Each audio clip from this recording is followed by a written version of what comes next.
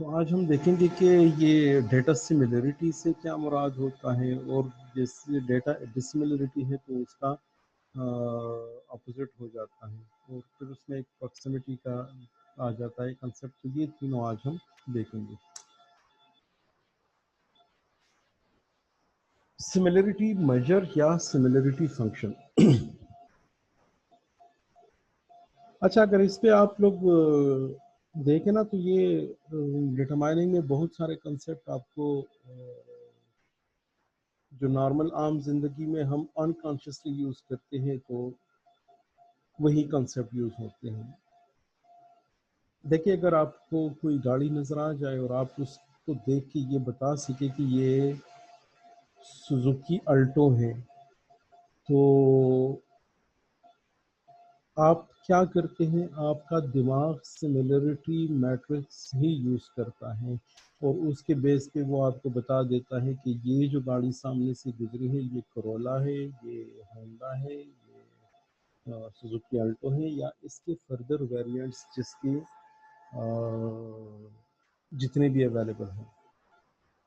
वो सिमिलरिटी क्या होती है? जिस बंदे ने सुजुकी अल्टो देखी होगी, उसके दिमाग में उसकी शेप ऑलरेडी सेव्ड है।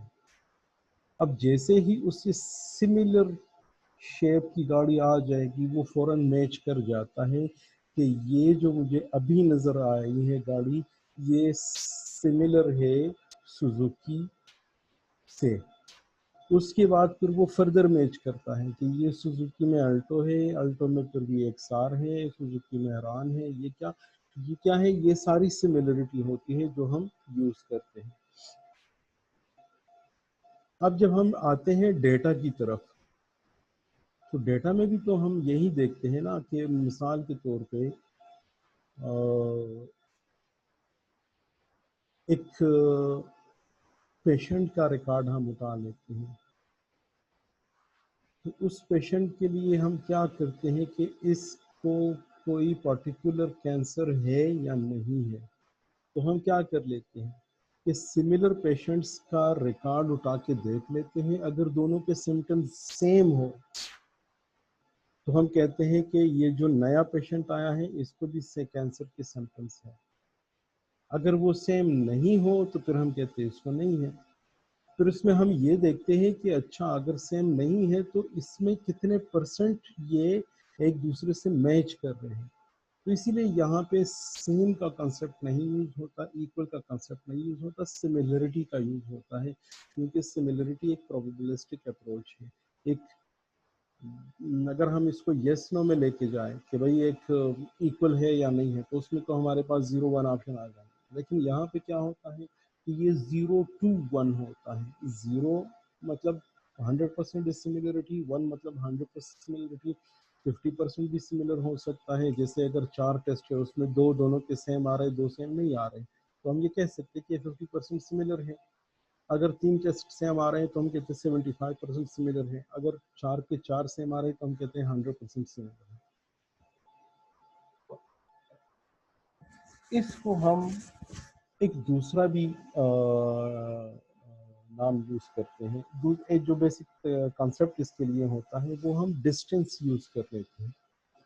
आज के लेक्चर में हम डिस्टेंस ही के फार्मूले देखेंगे।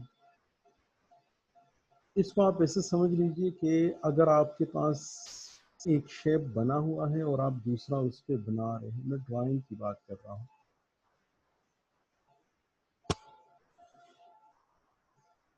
तो अगर दोनों के पॉइंट सेम जगह पे आ रहे हैं, तो अल्टीमेटली या फाइनली क्या होगा कि जो शेप आप बना रहे हैं वो दोनों सेम ही होंगे। क्यों? क्योंकि उसके हर पॉइंट में दूसरे पॉइंट से डिस्टेंस 0 होता है।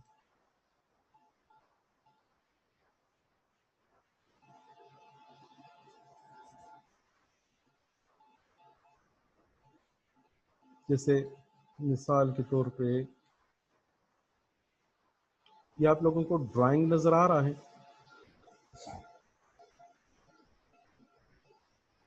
सर मुझे स्क्रीन नजर आना बंद हो गई है। ये मैंने चेंज कर दी है, दूसरी आ जाएगी अभी।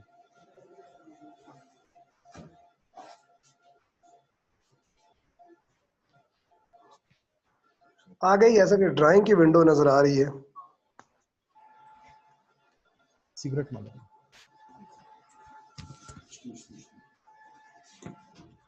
अच्छा,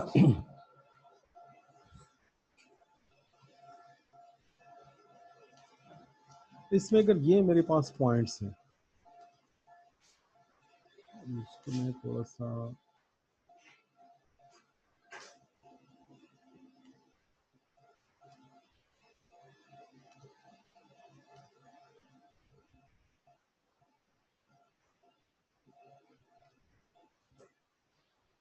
अगर ये मेरे पास एक कोऑर्डिनेट है और ये मेरे पास एक दूसरा है,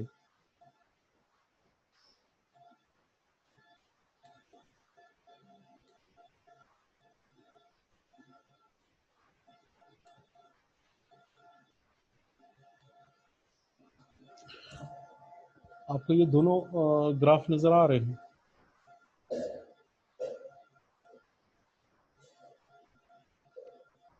जी सर।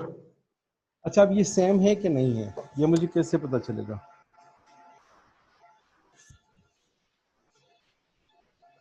पैटर्न देखेंगे कि दोनों का एक जैसा है। इसको मैं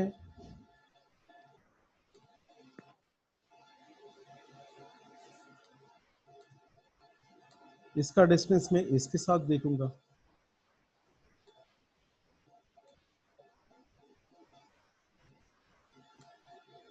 इसका डिस्टेंस इसके साथ देखूंगा, इसका डिस्टेंस इसके साथ होगा,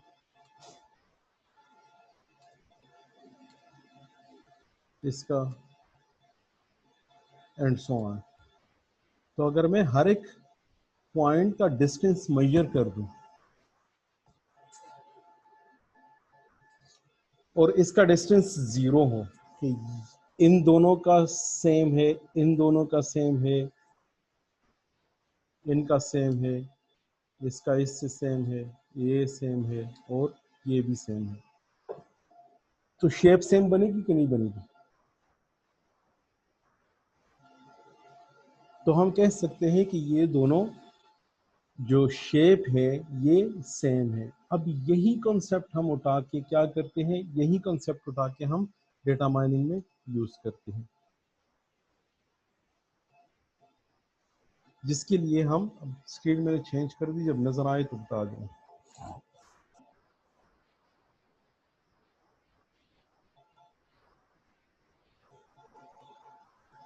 स्लाइड नजर आ गई?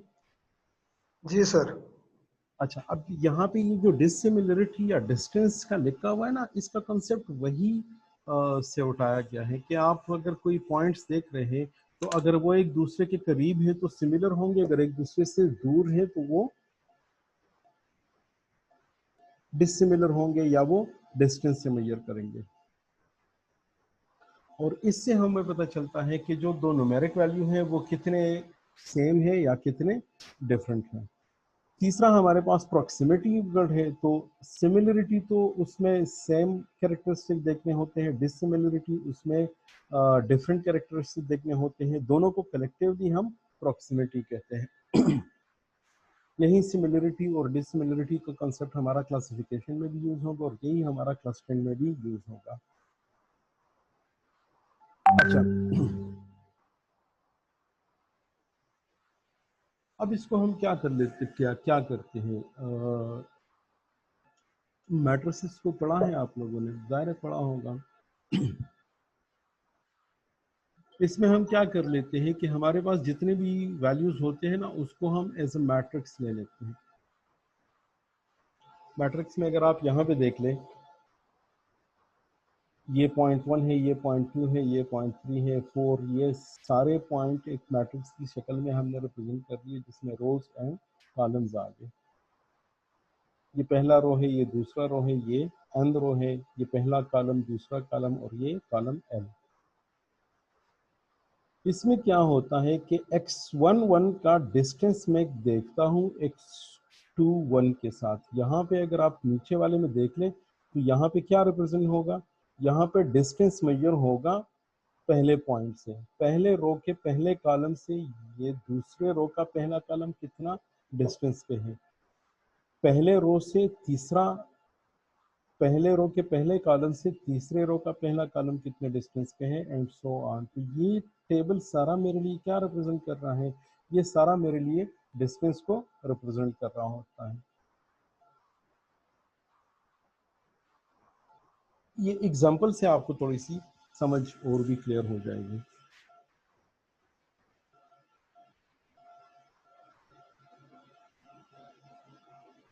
ये कोऑर्डिनेट्स आपको नजर आ रहे हैं,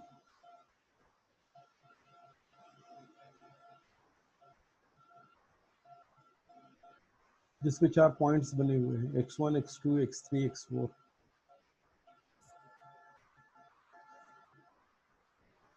जी जी सर सर। नजर आ रहे हैं। अच्छा, इसमें x1 की वैल्यू क्या है, 1 2 है, x3 की वैल्यू तो 3,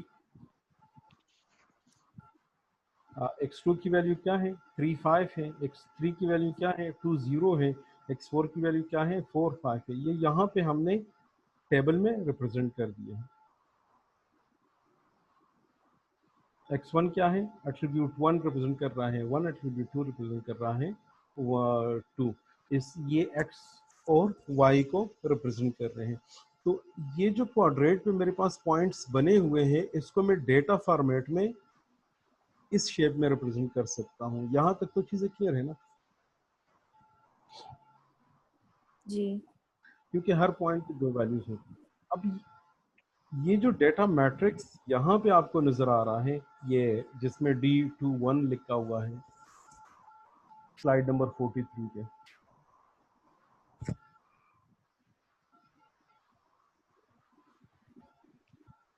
ये मेरे पास डिसिमिलरिटी मैट्रिक्स बन जाएगा इस टेबल का। ये मेरे पास डेटा मैट्रिक्स जो लिखा हुआ है, ये मेरे पास डेटा है, और ये जो नीचे 4 कॉलम वाला बना हुआ है, ये मेरे पास डिसिमिलरिटी मैट्रिक्स है। कैसे कैलकुलेट होता है ये अभी हम देख लेते हैं। इसमें अगर आप देख ले तो जितने इसमें रोज हैं उतने ही इसमें कॉलम्स हैं।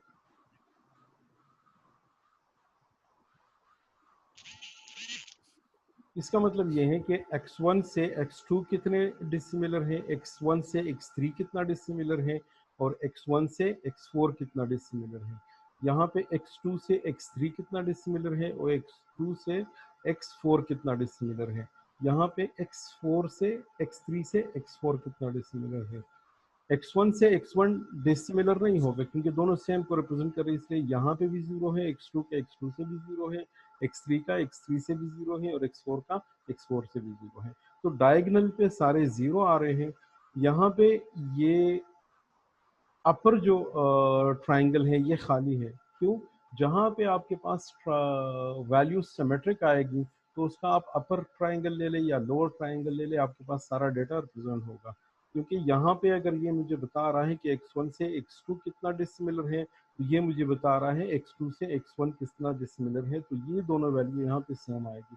इसीलिए आप इसको लिख के या ना लिख के यहाँ पे इंफॉर्मेशन आपके पास रिप्रेजेंट हो रही है। ये वैल्यू जो मैं कैलकुलेट करता हूं इसको हम कहते हैं डिस्टेंस फंक्शन, या इसको हम कहते हैं distance calculated function. Distance functions are usually different from real, boolean, categorical, ordinal, ratio and vector variable. जिस तरह हमारे पास वैल्यूज होगी उसी के अकॉर्डिंगली हम अपना डिस्टेंस फंक्शन यूज कर लेंगे, और कभी कभी हम इसके साथ वेटेड डिस्टेंस फंक्शन भी यूज कर सकते हैं, जो हम आगे एग्जांपल में देखेंगे। अच्छा, नॉर्मलाइजेशन की तरफ हम आखिर में आ जाएंगे। नॉर्मलाइजेशन नॉर्मली किसके लिए यूज होती है, इसका मैं पर्पस बता दूं।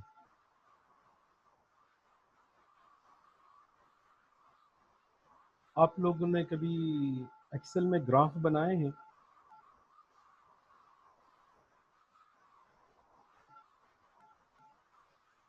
चले इस कंसेप्ट की तरफ मैं बाद में आता हूँ, पहले मैं आपको ये क्लियर कर दूं।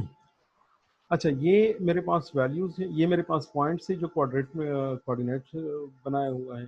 यहाँ पे ये इसका डेटा मैट्रिक्स आ गया और ये इससे मेरे पास वैल्यूज आ गई। ये वैल्यूज किस तरह कैलकुलेट होती हैं, इसके लिए हमारे पास यूज होता है मिन्कॉस्की डिस्टेंस। ये मेरे पास जर्नलाइज फॉर्म होता है, सबसे ज्यादा यूज होता है।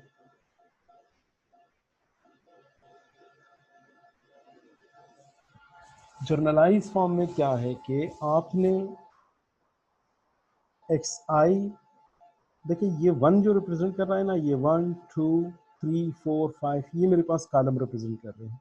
ये बात जहन में बस पक्का कर लीजिए कि यहाँ पे ये जो 1 है, ये 2 है, ये मेरे पास है कॉलम्स, और ये जो आई और जे है ये मेरे पास रोज है।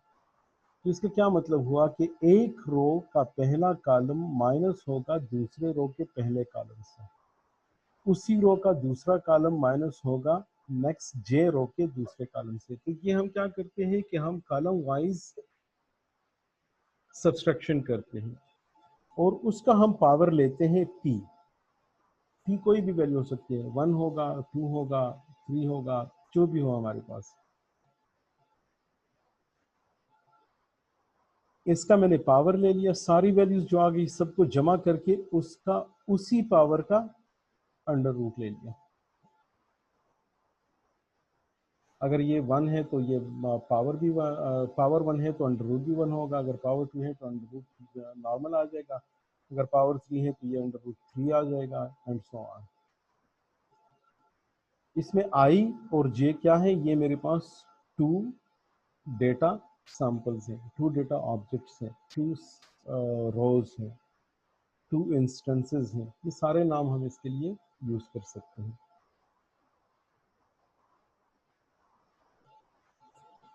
इस के मेरे पास डिफरेंट केसेस हैं स्पेशल।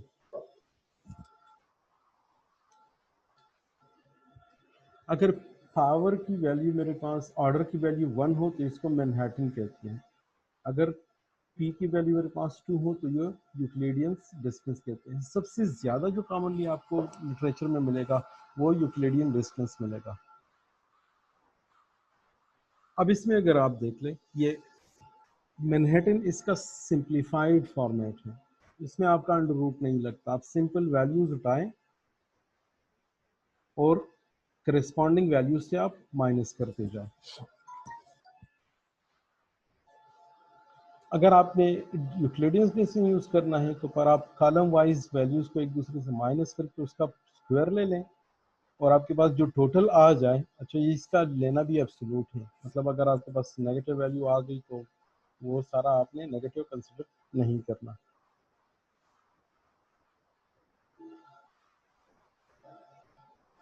अच्छा, इसको ज़रा हम लेके ना कैलकुलेट कर लेते हैं।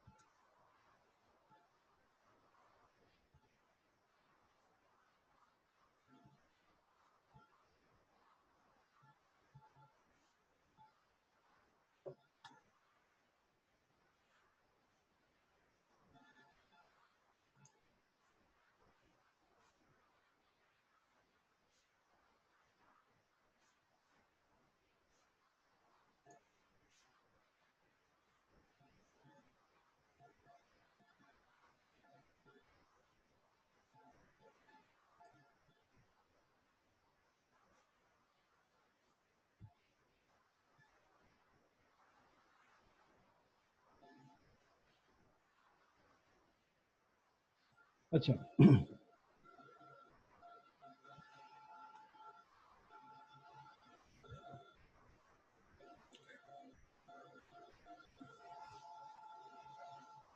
फार्मूला इसका क्या है कि आपने पहले रो के जो एक कॉलम है उससे दूसरे वैल्यूज के दूसरे रो के दूसरे कॉलम की वैल्यू सब्ट्रैक्ट करनी है। इसमें मेरे पास वैल्यूज क्या आ रही है, यहाँ पे आ जाएगा 0 -2 एब्सोल्यूट स्क्वायर और फिर आ जाएगा 2 -0 एब्सोल्यूट स्क्वायर।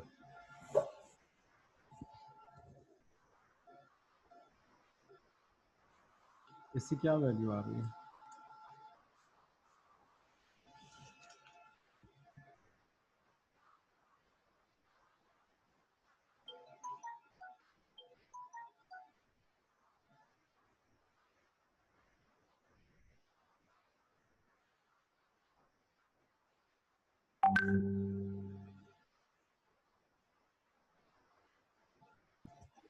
सर इसको कैलकुलेट करके √8 आ रहा है, और अगर √8 ओपन कर देना 2√2। ये 2 आएगा या स्क्वायर करके इसको 4 आएगा?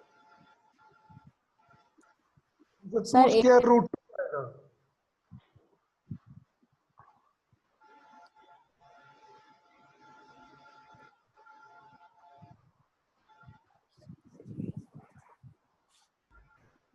हाँ जी, 2 स्क्वायर रूट 2 ही आएगा।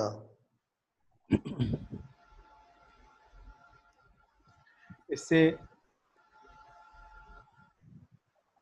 2 2 4 + 4 8 हो जाएगा। और इसका फिर अंडर रूट देंगे तो क्या आएगा, इससे आ जाएगा 2.8 समथिंग। नहीं हाँ सर, अगर कैलकुलेट करेंगे तो ठीक है, नहीं तो 2 स्क्वायर रूट 2 आ जाएगा।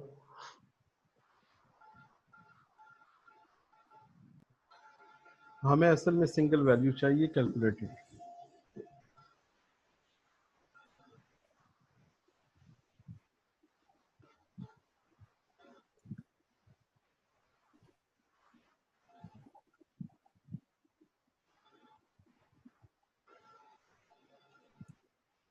अब ये जो मेरे पास 2.82 आ रहा है ना, ये मेरा डिस्टेंस है P1 से P2 का।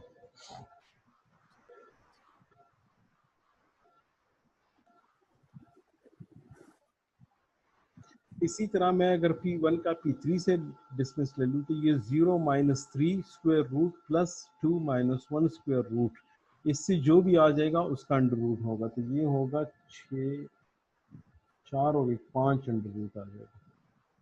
इसी तरह ये 5 25 + 1 26 अंडर रूट आ जाएगा। 5 पॉइंट समथिंग आ जाएगा सर। इसी तरह ये जो हम कैलकुलेट कर रहे हैं ये मेरा है डिस्टेंस फंक्शन, ये वाला जो हम यूज कर रहे हैं।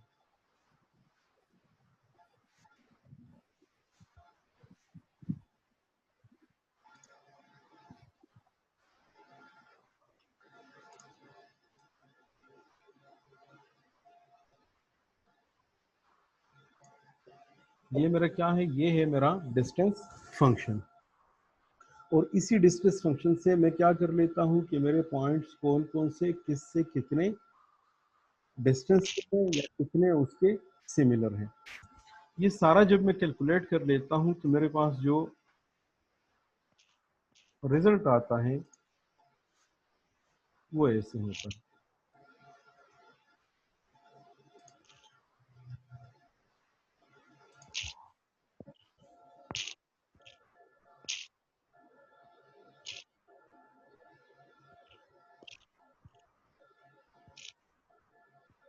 स्क्रीन नजर आ गई, ये स्लाइड।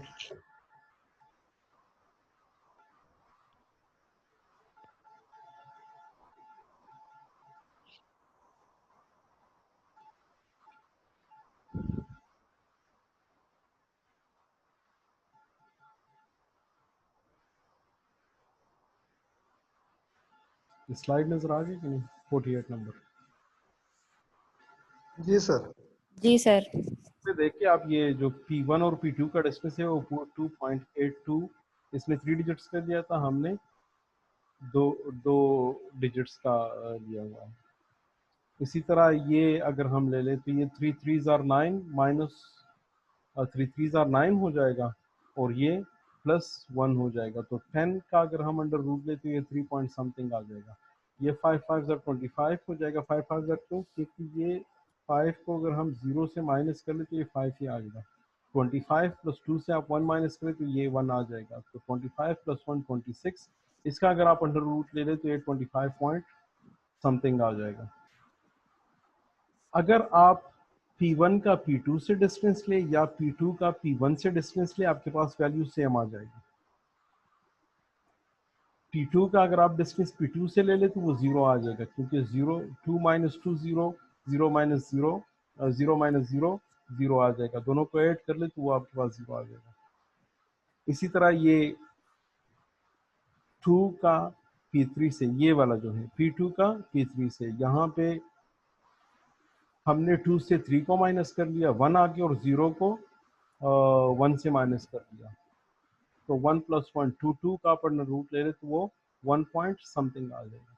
सिमिलरली 2 से आप 5 को माइनस कर ले तो 3 आ जाएगा, 3 3s are 9 प्लस 1 10, तो ये 3.16 आ जाएगा। इसी तरह आप P2 का P3 से डिस्टेंस कैलकुलेट कर ले या P3 का P2 से डिस्टेंस कैलकुलेट कर ले, आपके पास वैल्यूज दोनों जगह पे सेम आ जाएगी, जिस तरह यहाँ पे आ रही है। जो मैंने बता दिया था कि ये जो मेरे पास डिस्टेंस मैट्रिक होता है ये सिमेट्रिकल होता है, इसमें half of the triangle same होते हैं। इसी तरह P3 का P4 से ले लें, P3 का P4 यहाँ पे 2 आ गया और इसका 0 आ गया, तो 2 2s are 4, 4 का अपन रूट ले लें तो आपके पास 2 ही आ जाएगा। ये जो L2 है ये समझ आ रहा है कि नहीं आ रहा है, इसमें दोबारा भी कर सकता हूँ।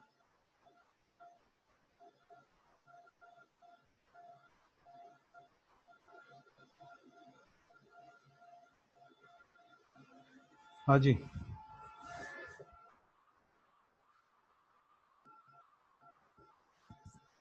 हेलो।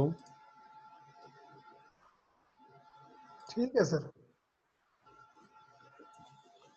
अच्छा, अब ये मेरे पास वो जो मैंने बता दिया कि ये सबसे कॉमनली यूज होता है और इसको हम कहते हैं यूक्लिडियन डिस्टेंस। अब इससे ये जो ऊपर वाला है जिसमें L1 लिखा हुआ है, L1 का मतलब ये है कि इसमें जो ऑर्डर है वो 1 होगा। तो ऑर्डर 1 का मतलब ये है कि ना आप किसी का पावर 1 ले लें तो उससे वही वैल्यू आ जाती है।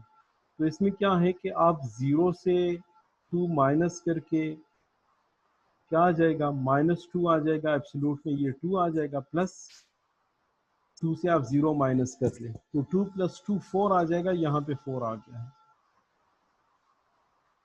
अब इसी P1 का आप डिस्टेंस कैलकुलेट कर ले P3 से। 0 से 3 माइनस करे 3 आ जाएगा एब्सोल्यूट में, और 2 से 1 माइनस करे तो 1 आ जाएगा, तो 3 + 1 4, यहाँ पे आ गया 4। इसी तरह 0 से 5 माइनस करे एब्सोल्यूट में 5 आ जाएगा, और 2 से 1 माइनस करे तो 1 आ जाएगा, तो 5 + 1 6 आ गया यहाँ पे। इसी तरह आप P2 से P3 माइनस करें तो इससे क्या आएगा, 1 + 1 2, यहाँ पे आ गया 2। इसी तरह 2 से आप P2 से आप P4 को माइनस कर ले तो 3 + 1, यहाँ पे आ गया 4। इसी तरह आप P3 से P4 को माइनस कर ले तो 3 - 5 एब्सोल्यूट 2 + 1 - 1 0, यहाँ पे आ जाएगा 2। अब यहाँ पे और अच्छा, ये बड़ा इंटरेस्टिंग है जो रेयरली यूज होता है, जिसमें एल की जो ऑर्डर है ना वो इन्फिनिटी है। इसमें क्या कर लेते हैं, इसका बड़ा सिंपल है, इसमें हम अंडर रूट वगैरह कुछ नहीं लेते, हम सारी वैल्यूज को एक दूसरे से माइनस कर लेते हैं, जिसकी वैल्यू सबसे बड़ी हो सिर्फ वही ले लेते हैं। मिसाल के तौर पे 0 से आप 2 माइनस करें तो 2 आ जाएगा, और 2 से आप 0 माइनस करें 2 आ जाएगा, दोनों सेम है, इसमें आप कोई सा भी 2 ले ले वही आपके पास वैल्यू है। 0 से आप 3 माइनस करें 3 आ जाएगा, 2 से आप 1 माइनस करें 1 आ जाएगा, कौन सी वैल्यू बड़ी है, 3 बड़ी है, तो यहाँ पे 3 बड़े। 0 से आप 5 माइनस करें तो 5 आ जाएगा, 2 से आप 1 माइनस करें तो 1 आ जाएगा, कौन सी वैल्यू बड़ी है, 5, तो यहाँ पे 5 आ गया। अच्छा, जब मैं कहता हूँ कि 0 से 5 माइनस करें तो 5 आएगा, तो ये एब्सोल्यूट वैल्यू है, जिसमें नए चाहे आप 0 से 5 माइनस करें, 5 से 0 माइनस करें, आपके पास 5 ही आएगा। तो इसमें हमने क्या करना है कि जितनी भी वैल्यू से एक दूसरे से माइनस करें, जो बड़ी वैल्यू होगी वो इसमें आ जाएगी। अच्छा, अब ये मेरे पास है सिर्फ 2 वेरिएबल का डेटा। अब इस पे थोड़ा सा फोकस कर ले।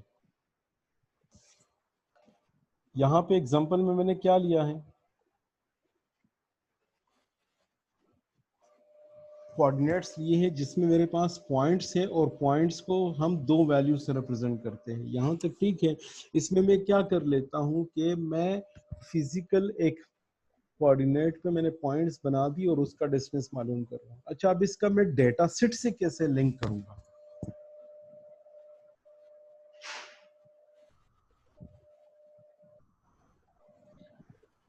ये जो मेरे पास P1 है, P2 है, P3 है, P4 है, ये एक्चुअली क्या है, ये मेरे पास रिकॉर्ड्स। तो यहाँ पे मेरे पास 4 है, मेरे पास डेटा सेट में 1000 हो सकते हैं, 2000 हो सकते हैं, तो जितने भी मेरे रोज होंगे ना वो मेरे होंगे पॉइंट्स। अब पॉइंट्स ये 2 डायमेंशनल है, तो इसमें मैं 2 वैल्यूज को रिप्रेजेंट कर रहा हूँ। 3 डायमेंशनल के लिए मुझे क्या चाहिए, एक्स वाई जी चाहिए होगा। 4 डायमेंशनल में मुझे क्या चाहिए होगा, डब्ल्यू एक्स वाई जी चाहिए होगा। 5 डायमेंशनल में क्या चाहिए होगा, X W X Y Z, W से पहले V U V W X Y Z हो जाएगा, एंड सो ऑन।